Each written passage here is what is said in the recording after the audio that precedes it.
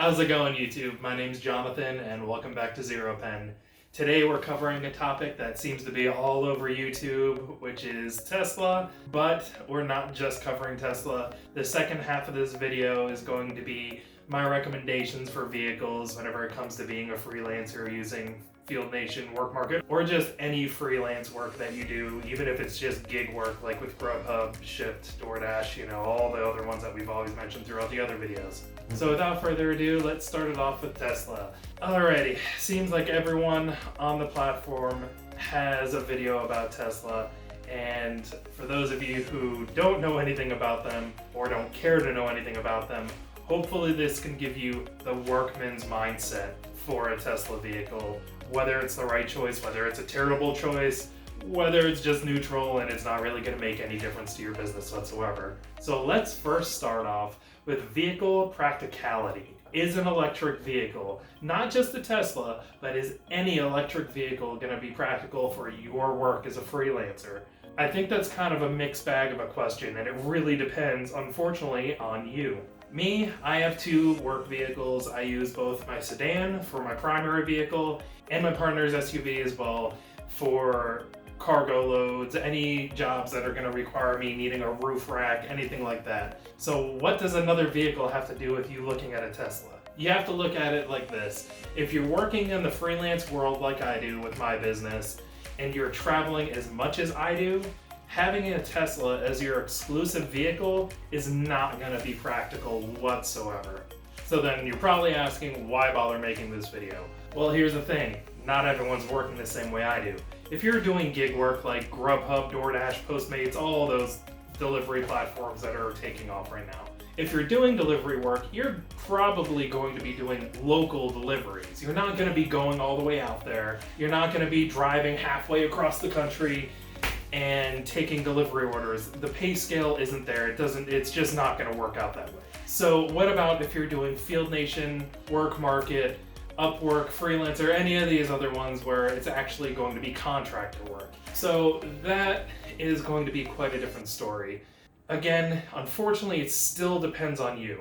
For me, there have been days where I am driving from job to job to job because it's not one huge job, but if I wasn't able to get a huge job for that day, I'll take multiple smaller jobs just back to back to back to back, and I'll be very careful with scheduling, where they're located compared to other job sites, counter offering for different time slots, doing everything I can to line up a whole bunch of different jobs that are still going to be worthwhile if I knock them all out straight back to back. And they'll still be just as profitable as a large job. Yes, it's definitely more of a pain in the butt, but you do what you gotta do to make sure that your workday's full. Now, if you're doing one of those days, for me, I have driven upwards of maybe 600 miles to 1,000 miles in one non-stop work session. That can go from one day bleeding over into the next, or having a huge workday followed by a short break followed by another huge workday. It really comes down to if I'm in the mood to make a huge paycheck that week, or if these are irregular jobs where they're paying an abnormally high amount for the scope of work. I tend to try to get those no matter what, because it's kind of foolish in my eyes to pass up jobs where you're getting a huge payday for very minimal investment. And so I always do try to take those. Now, bringing it right back to Tesla, how does that actually make a difference? Well, if you look at any Tesla model, their ranges, even for the long range ones, tends to max out around 330 miles per charge, if I'm not mistaken, per full charge. That's the big thing. You heard me a moment ago say that I'll go a full long day of work, have a short break, and then go on a long day of work. A short break for me can be as little as 2 hours back at home. So even if I do have their 240 charger sitting out in my garage, and I plug it in the second I get home, I go take my shower, take my hour nap, and I jump back in, I'm not gonna have a good enough charge to be able to go that second full day. as far as I know anyway, Teslas do tend to take a couple hours to fully charge whenever you're doing it at home and not using a supercharger. Now, if you happen to live in an apartment complex or in some situation where you have a supercharger available to you at all times, this is not going to apply to you. If you're one of the people that are doing work market or gig work or whatever have you, and you don't have these extremes in work days, this isn't going to apply to you. So with that said, can a Tesla be a good idea? To me, the answer is absolutely. Absolutely, absolutely, absolutely. And there's a few different reasons. Let's start off with fuel economy. Now, as anyone will tell you who does any work that revolves around their vehicle, whether it be a contractor, food delivery guy, you name it. If it involves their vehicle to be able to perform their job, fuel is going to be an enormous expense all year round. Now, to put that into some perspective for those of you who may not do this job, or you're looking to do it and you're trying to figure out every in and out before you get into it. If I'm doing a hardcore contract knockout where I'm just knocking out contracts as fast as possible, as many as possible for weeks on end, there's times where I'm filling up my sedan with my full kit of gear in it where I'm having to fill that every single day. Premium fuel because it's a turbocharged. And that brings me up to about $55 per day in fuel. Now let's look at that from the perspective of having a Tesla. You would only be spending, according to quotes very recently, it's January in 2020 right now. Bear in mind, if you're watching this in the future, things could very well be different from whenever I'm filming this. From the last reports I've seen, the average consumer is getting the equivalent of 1 gallon of fuel in their Tesla for $1.30. Where I am, for my premium fuel, or if you have a truck, if you're using a work truck, then you'll be using diesel, which is going to be even more expensive than my premium fuel. That is going to be about $3.30 per gallon. So think about just that. Think about that daily difference. You're looking at 2/3 less, 66% less just in fuel costs. Not only from just a cost perspective, but a convenience and a time perspective. Because for me, that is every single day I have to make sure that I leave my office at least 10 minutes early to make sure that I can get to a gas station, make sure I fill up, and then get en route. Whereas with the Tesla, you can be fueling at home, you just leave for your day, come back, plug it in at the end of the night. And not only are you just plugging it in at the end of the night, going to sleep, getting your full night's sleep, and it's charged by the time you wake up, but it is only charging you 33%, roughly, of course, of what an ICE vehicle, internal combustion engine vehicle, would cost you. Now, just in fuel alone, for that year, you will be saving $9,100 roughly, if your fuel expenditure is similar to mine. Just let that sink in for a moment. You would be saving almost $10,000 a year, the equivalent of a very generous raise at a job, if not 2 or 3 raises depending on where you work.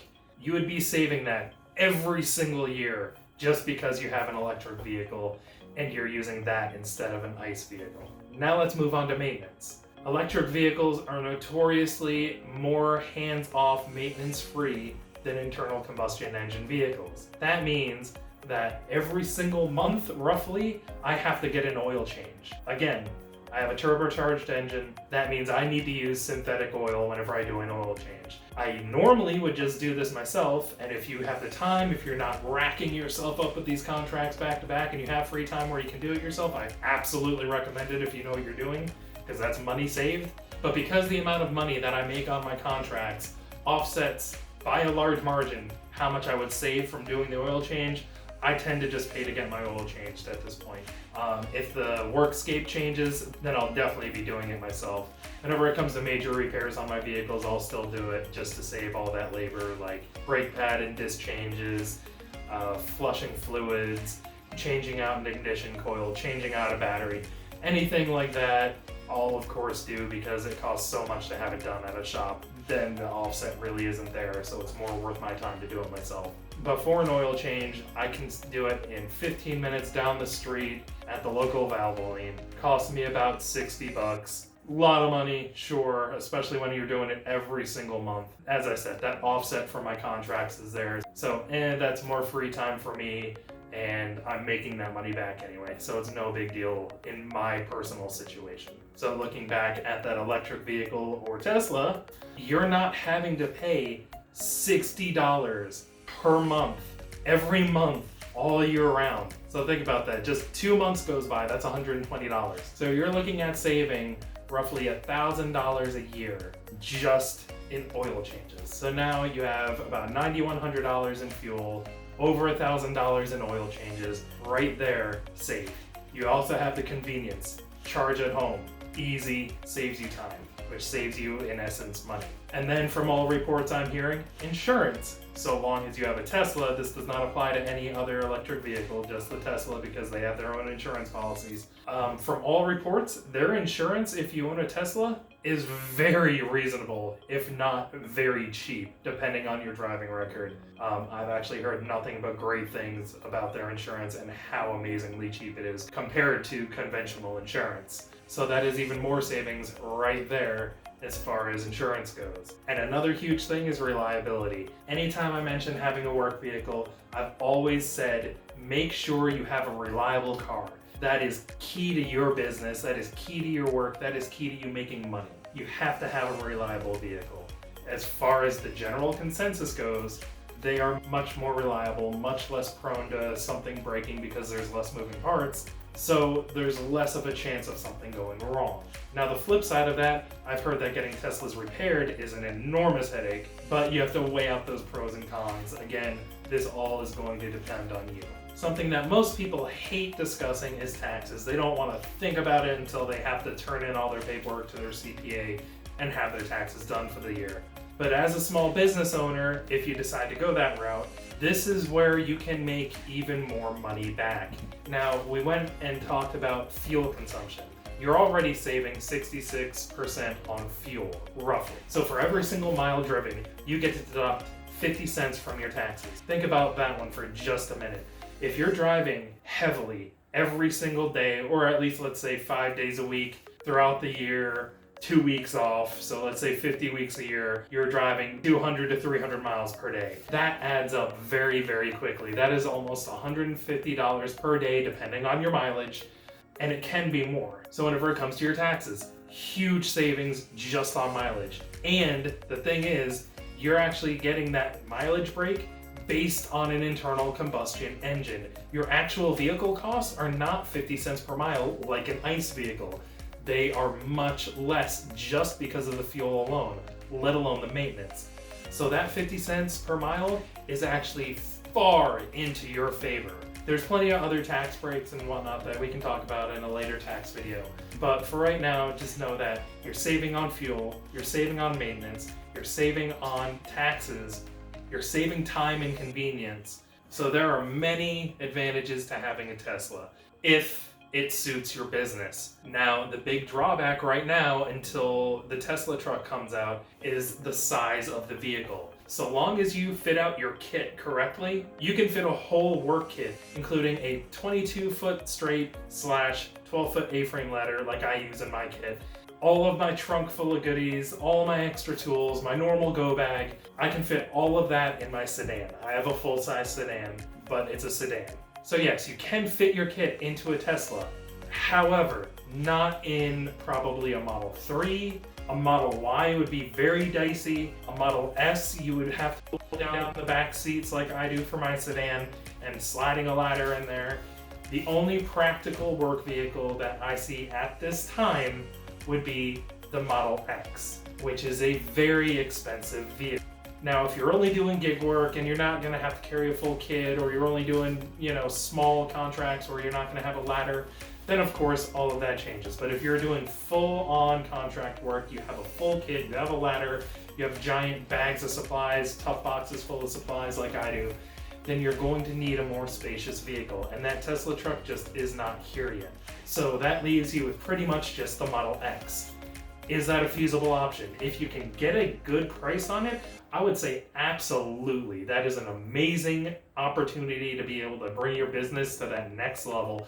Not only you're going to look like you have some prestige and knowledge because you're using a Tesla, which everyone associates with some level of wealth if you're driving a Model S or a Model X, because let's face it, they're $100,000 cars. If you're able to get it secondhand, I've actually seen them as low as about $60,000. That sounds like a lot, but if you're already looking to invest in a new vehicle, you're probably going to be spending almost $40,000 as is if you're getting a good practical vehicle for work. So that extra $20,000 is not that bad whenever you factor in how much money you're going to save every single year.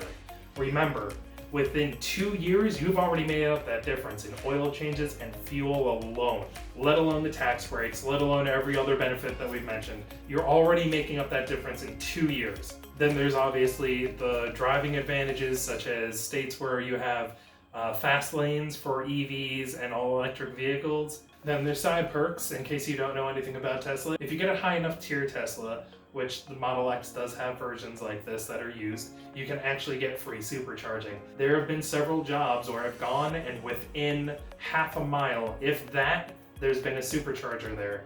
Now, if I had free supercharging, I can just drop the vehicle there, plug it in, throw my go bag on my shoulder, walk to the job, punch in, finish the job, come back, I have a fresh vehicle. Now, is that the case for you? I don't know. I don't know where you live. If you're in an area where there's absolutely no superchargers, this is a moot point. But there's all sorts of things like that that you have to consider. Now, all of that aside, in case you didn't know, there is a way to make money off of your Tesla even when you don't have a contract. Let's say you have a terrible week, you can't get a contract for whatever reason. Maybe it's just all garbage little jobs and it's not worth your time, so you're just gonna enjoy some time off. What you can do is use an app called Turo. In case you haven't heard of it, Turo is a platform where you can actually share your vehicle with other people. It will be insured, it has limits on how much they can drive it, you get to decide if you approve the vehicle rental or not, all that sort of jazz. So in my opinion, I feel like it's fairly safe. I've used it myself. But every place I've ever gone and used Turo, Teslas are always the most expensive vehicle on there. Whenever I was in Miami last year, for a Model X 7-seater, it was $299 per day for you to rent that vehicle. And you have no hands on it whatsoever. It is just, hey, here you go, drop it off to them, you take a cab home. You can charge cleaning fees, you can charge car washing fees, you can charge whatever fees you want, you can charge as high or as low as you want. But that is a very important thing. Teslas are desirable vehicles that people want to drive. They're still a novelty item, so people want to get them whenever they can, just for a rental for a day or two. So whenever you have that vehicle and you don't have a contract, you can actually just rent it out on Turo, make your month's payment off of a couple days of rentals, and you'll be getting your vehicle payment for free. Even if you end up being in a terrible situation where your monthly car payment is over $1,000 a month, think about that. Let's say you only do $200 a day. That's 5 days. That is 1 week in the month, and your vehicle payment is almost gone already. So those days that you do have the vehicle, you're using it to work, you're making your money. Those days that you don't have your vehicle, you are golden. You have that thing rented out as best as you can, hopefully anyway, and you're making your car payment done for that month, so you're making even more money from that vehicle. Whenever it comes to owning your own business, the biggest thing is that you have to take any advantage you can to make money off of the resources that you have. If you're like me and you're doing subcontracting work, then you want to be expensing everything you can and marking them up to a retail level so that you have profit. If you're doing Shipt, Grubhub, whatever have you, you want to have that ultra performance level and deliver as fast as possible, be as cheery as possible. That way you're getting that extra tip. Anything that you can do to make that extra money in your business, you need to do. I've seen so many people blow opportunities to have successful businesses and just not utilize the resources available to them.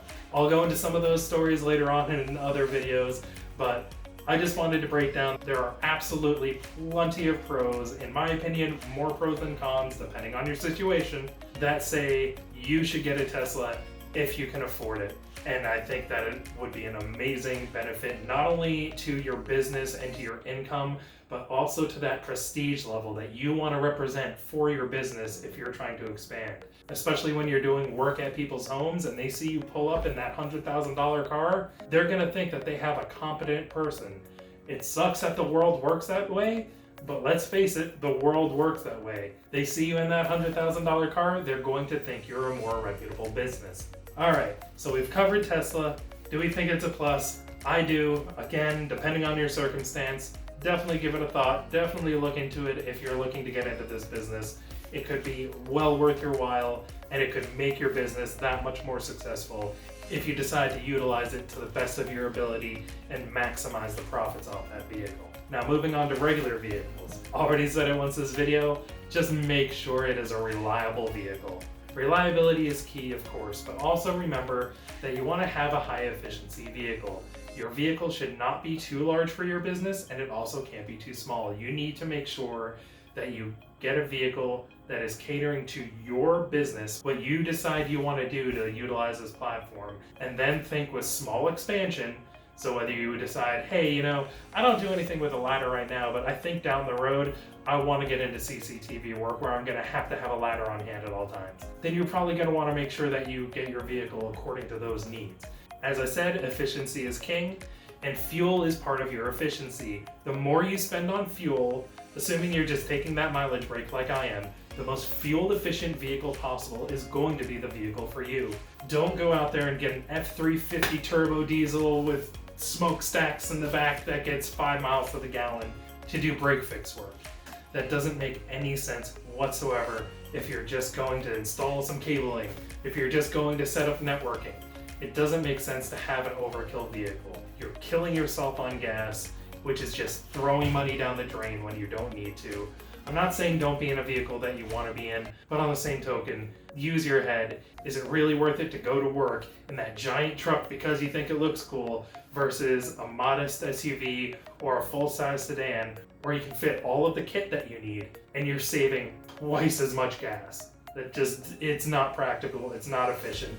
Be efficient, think of fuel, think of oil changes, think of how much those tires are going to cost to replace, think of how much the brakes are going to cost to replace, think of the general upkeep, which is going to have more problems. A mid-size sedan or a giant truck that you're bouncing all around in through the city. Odds are the sedan is probably the safer bet.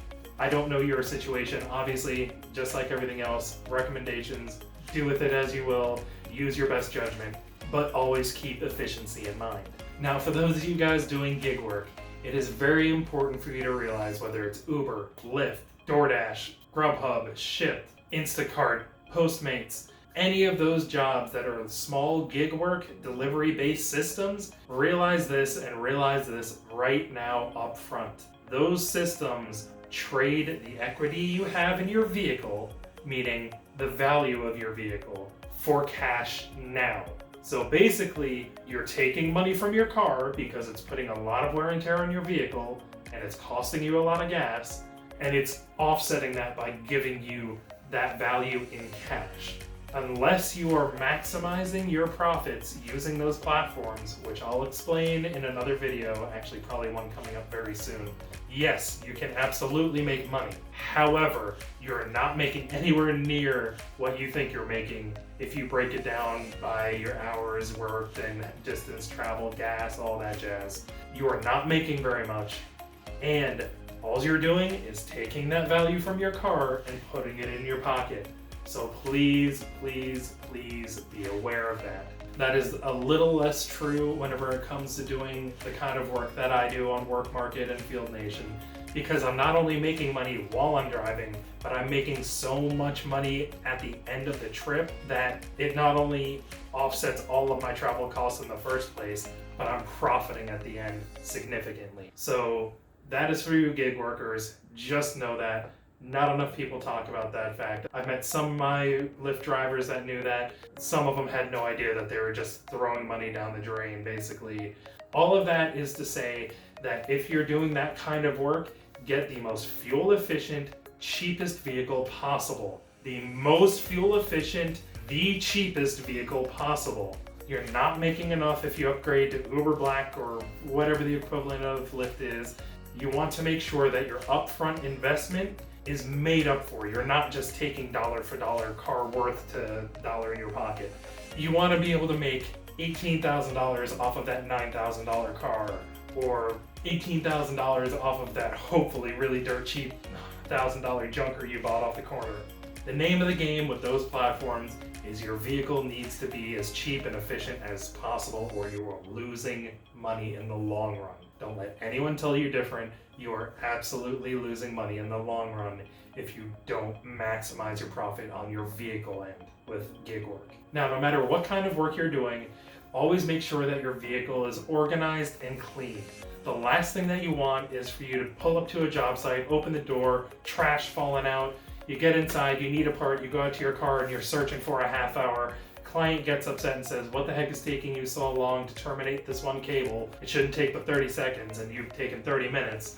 They're gonna get upset, you're gonna get in trouble, you're gonna look unprofessional. Make sure your vehicle is clean so that you look professional, so that you can find what you need. Make sure it is organized so that you can find what you need quickly and efficiently, and you know if you need to restock supplies. You can't be efficient, you can't be profitable if you're not keeping track of your supplies, and every time you need something, you can't find that Cat 6 cable, you can't find those terminations, so you go out and buy new ones, come back to your vehicle, and then you find them the next day once you've cleaned it. That is not cost efficient whatsoever, it's not time efficient, your clients are gonna get upset that you're leaving sites.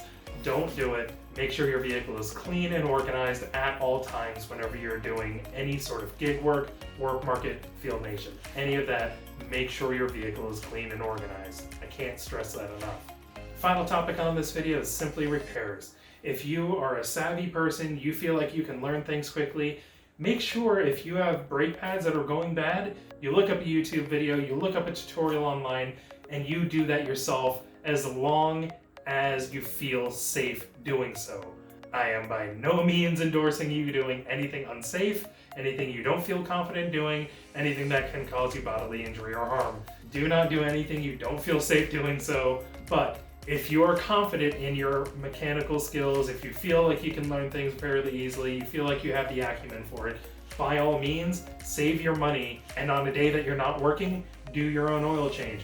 Change your brake pads, change your discs, change that busted ignition coil, change out that broken headlight, change out those windshield wiper blades. Do everything that you possibly can to maintain your vehicle yourself. If you're doing it at your local shop, that is profit from your business going down the drain. Yes, it is deductible, I get that. But again, I use mileage, so that does not help me whatsoever. And mileage is more than likely going to be what benefits you as well if you're doing this kind of work like I am. So don't fall into the trap of thinking, oh, I can just deduct it on my taxes, so it's not really that big a deal.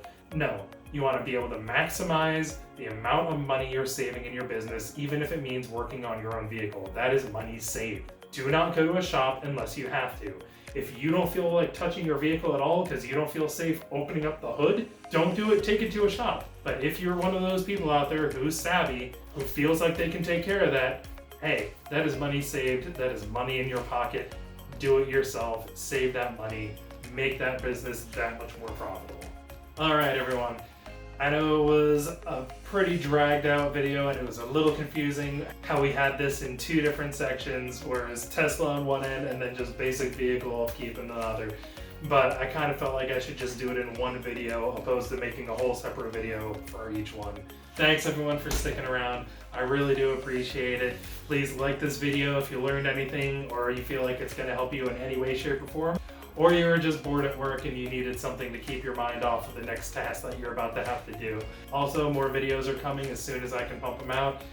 It's been a busy few weeks, so I haven't really been able to knock these out as fast as I would like. But if you want to learn more about Work Market, Field Nation, comparisons of the two, other gig work, how to maximize your profits subsidizing your business using gig work, which will probably be the next video, by the way. Any stories that I have from work, things that you can learn from, anything to do with contracting, freelancing, gig work, I'll be trying to cover it here on this channel. Please do stick around, subscribe below, make sure you check out those links if they benefit you. My Patreon's down there as well, just so that hopefully I can at least pay off this camera equipment that I'm using. and I'll be able to break even on this whole expense of making the videos for you guys. So again, thank you guys for sticking around. Have a great rest of your day. I'll see you on the next one. Take care.